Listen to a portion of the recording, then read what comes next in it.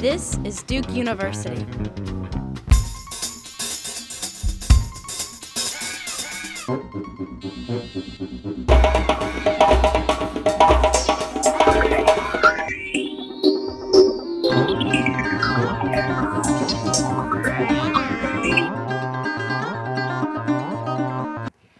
After being an AIDS activist and becoming a community gardener, I didn't feel the urgency of the work I was doing.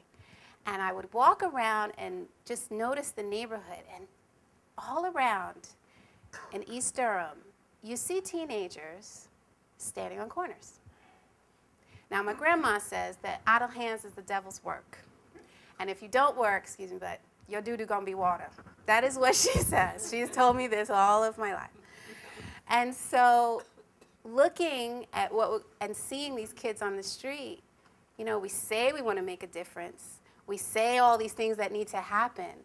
But truth of the matter is, all we have to do is give them something to do, something positive to feel empowered. So I thought, okay, how can we get seeds in this? How can we turn gardening into something that these kids with the big pants hanging down and the hoodie and the thing, you know, and some of them have vocations already that, you know, are not exactly legal. How can we get them interested in what Seeds is doing? And I said, okay, how can we do this? So I went to the PROUD program, which is a juvenile justice restitution program, takes juvenile court offenders and goes ahead and puts them into alternative sentencing or just a community service program in lieu of a sentence. It's not parole, but it's just an alternate.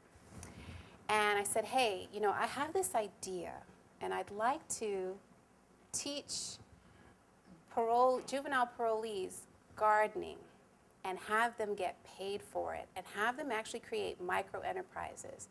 And the ED at the time, Quilly Coth, who's a good friend of mine now, looked at me and said, huh, really? And, you know, he said, well, let me think about it. I don't know. I need to talk to my staff about this one. Sounds kind of hippie to me. And after a couple of weeks, he came back to me and he said, I don't know. I don't know if that's going to work. And we let it go. I couldn't let it go, though. Every time I would pass those kids at the garden, I just couldn't let it go. So I said, okay, I don't know what I'm doing. I'm brand new to this. Before I joined Seeds, I was really surprised that they hired me. I think it was because I speak some form of Spanish. That's the only thing I can think of, because quite honestly, I'm from the Bronx, like the boogie down South Bronx. I grew up in the 70s rubble of the abandoned buildings, like green. Not like it is now with the community gardens. I mean, there was no green. Before I joined Seeds, I grew a plant, a pepper plant, I'll never forget, and it turned black. How do you turn a pepper plant black? So I guess they saw something in me. I said, okay, since I don't seem to know how to convince him, and I don't really know what I'm doing, I'm going to call those folks that might. And I called two people. Number one was a guy named Ken Burns, and then number two was a woman named Catherine Sneed. Catherine Sneed used to work at the San Francisco County Jail, and she was a psychologist, and she broke her back. She went home and thought, okay, I'm here, I'm laying down, what am I going to do? She started thinking about the prisoners at the county jail, and thinking about them, she said, they keep coming back. It's petty crimes, they keep coming back. How can we fix this? There was green space that was unused, and they turned that green space into a community garden. And now, not only do they have a program in the jail, but they have a program out of the jail today. The second person I called was Ken Burns, and he was the founder of City Farm, which is connected with this Cabrini Green housing project in Chicago.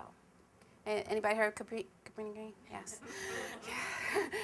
And they started just using what little green space they had at the housing areas and having kids come and teaching them how to garden. The elders taught the kids, and then they started growing it, and now it's a true enterprise. So I called those two folks, and this is the days before all the accolades that they've now received for their work.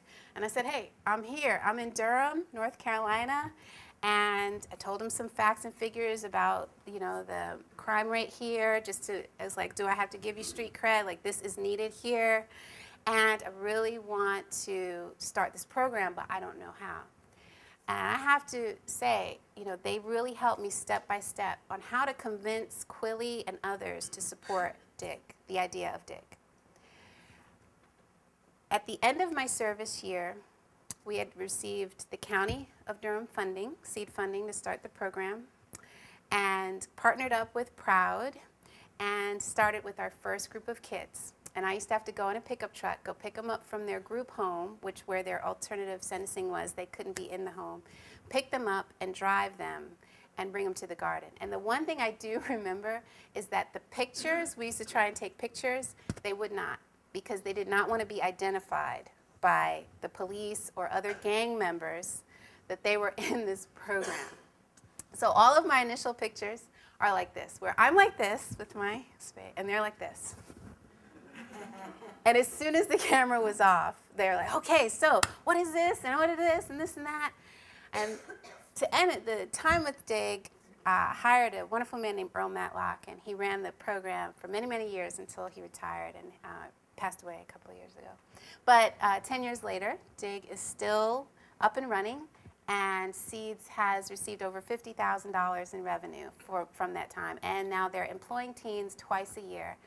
And if you ever go to the Durham Farmers Market, they have a table. So please support them. That is the power of teenagers. Somebody looked at them and said, you have the ability not only to grow food, but to also come up to an adult like you and say, hello, sir, my name is such and such. I'm 14 years old, and I am starting this business. Oh, you have a question about this? Well, let me tell you about it. To understand the basics of, I guess, you know, economics.